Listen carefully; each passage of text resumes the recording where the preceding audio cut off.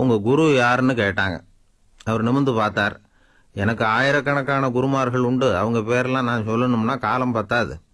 ஆனால் முக்கியமான 3 பேரை பற்றி மட்டும் உங்களுக்கு சொல்கிறேன்னார். சொன்னார். அந்த 3 பேரில் ஒருத்தன் ஒரு திருடன். ஒரு சமயம் ஒரு பாலைவனம் வழியாக நான் போய்கிட்டு இருந்தேன். அப்போ வழி தவறி போய் ஒரு கிராமத்துக்கு போயிட்டேன். அது இருட்டு நேரம், நடு ராத்திரி, ஊரே உறங்கி போச்சு. அந்த நேரத்தில் ஒரு ஆள் மட்டும் ஒரு வீட்டு சுவத்தில் ஏதோ பண்ணி உள்ளே நுழையறதுக்கு முயற்சி பண்ணிகிட்டு இருந்தான். அவன்கிட்ட போய் நான் இன்னைக்கு இங்கே தங்க முடியுமா அப்படின்னு கேட்டேன்.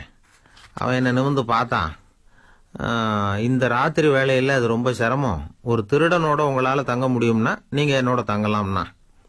நான் அவன் கூட ஒரு மாதம் தங்கியிருந்தேன். ஒவ்வொரு நாள் ராத்திரியும் இப்போ நான் என்னுடைய வேலைக்கு போகிறேன், நீங்கள் ஓய்வு எடுத்துக்கோங்க அப்படின்னு சொல்லிவிட்டு போவான். அவன் திரும்பி வந்த உடனே உனக்கு ஏதாவது கிடைச்சதான்னு கேட்பேன். அதுக்கு அவன் இன்னைக்கு ராத்திரி ஒன்றும் இல்லை, நாளைக்கு மறுபடியும் முயற்சி பண்ணுவேன் அப்படின்னு சொல்லுவான். ஒருபோதும் அவனுடைய நம்பிக்கை இழந்ததே கிடையாது. எப்பவும் சந்தோஷமாகவே இருந்தான். நானும் ரொம்ப காலமாக தியானம் பண்ணிக்கிட்டே இருந்தேன், ஒன்றுமே நடக்கலை.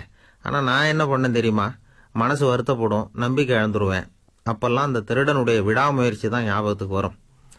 என்னுடைய 2வது குரு ஒரு நாய். ஒரு சமயம் எனக்கு ரொம்ப தாகமாக இருந்தது. ஒரு நதியை நோக்கி போய்கிட்டு இருந்தேன். அப்போ ஒரு நாயும் வந்தது. அதுக்கும் தாகம். ஓடி வந்து ஆற்றை பார்த்தது. அதோட நிழல் ஆற்றுல தெரிஞ்சுது. அதை பார்த்து பயந்துட்டுது. அதாவது அது தன்னுடைய சொந்த உருவத்தையே கண்டு பயந்தது.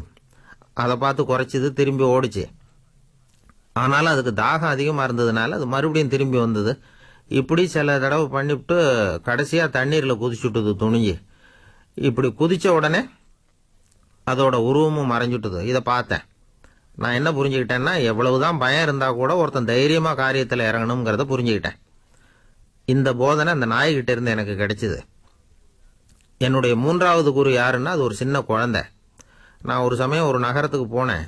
அங்கே ஒரு குழந்தை எரிகிற மெழுகுவத்தி ஒன்று எடுத்துக்கிட்டு வந்தது. நான் அந்த குழந்தைய பார்த்து வேடிக்கையாக கேட்டேன், ஏன் பாப்பா இந்த மெழுகுவத்தியை நீயாவே கொளுத்தினியான்னு கேட்டேன். ஆமான்னுது அந்த குழந்தை. சரி, இந்த மெழுகுவத்தி முன்னாடி எரியாமல் இருந்தது, இப்போ எரியுது. இந்த மெழுகுவத்திக்கு வெளிச்சம் எங்கேருந்து வந்ததுன்னு எனக்கு காட்ட முடியுமா அப்படின்னு கேட்டேன். இதுக்கு அந்த குழந்தை சிரிச்சுக்கிட்டு அந்த மெழுகுவத்தியை ஊதி அணைச்சி விட்டுது. அதுக்கப்புறம் என்னை பார்த்து கேட்டுது, இப்போ இந்த மெழுகுவத்தியின் வெளிச்சம் போனதை பார்த்தீங்க, அது எங்கே போச்சுன்னு எனக்கு சொல்லுங்கன்னு கேட்டுது. அந்த குழந்தை இப்படி கேட்டதும் என்கிட்ட இருந்த ஆணவம் அழிஞ்சுது. நான் படித்ததெல்லாம் அந்த வினாடியிலேயே சுக்கு நூறாச்சு. என்னுடைய முட்டாள்தனத்தை நான் உணர்ந்தேன் அப்படின்னு இவ்வளவும் அந்த ஞானி விவரமாக சொன்னாராம்.